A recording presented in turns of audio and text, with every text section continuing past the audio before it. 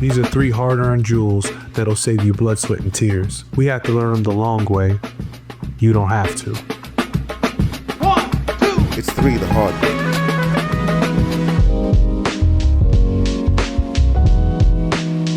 I don't think it's a negative. I think it's what I signed up for, you know. Everything has been changing for as long as I can remember, so to deal with it is just, it's adapting, like it's second nature.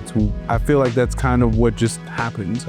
Doesn't feel like anything out of the ordinary. You know, AI is the thing right now that is causing so much flux within so many different industries, and embracing that change is second nature to me. I was always, let's embrace it. Technology is just tools. I don't know, I don't ever look at it like, maybe it's just being more of an optimistic, like realist. I don't think about like, no, we have to get rid of that technology. I think it just gives the opportunity for us to do so much more and be so creative in ways that we never could imagine.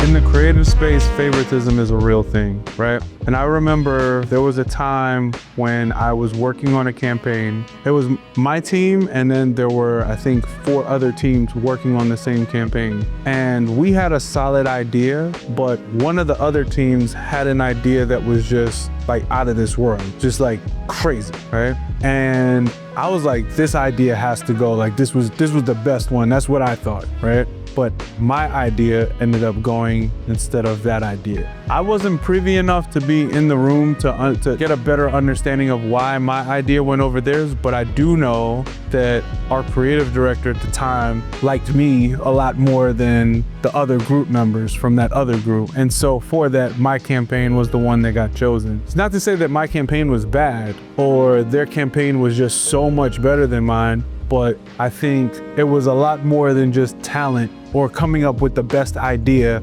that drove that decision. But there's 3 things to the tenet that I live by, right? Work hard, know your stuff, don't be a jerk. And if a creative has amazing work, but their leadership thinks that they're a jerk, they don't get to go, even if the work is superior to everybody else's. You see? So it's not just as simple as like, the work is the only thing that is what's driving. The way that you present it, because people still have to work with you. Even if it's a great idea, you still have to bring it to fruition, right? And someone has to deal with this person who has a terrible attitude, you know what I mean, to bring this to life. And if that creative director is like, I don't want to deal with this, it's not worth it, then I'm gonna choose the next best option.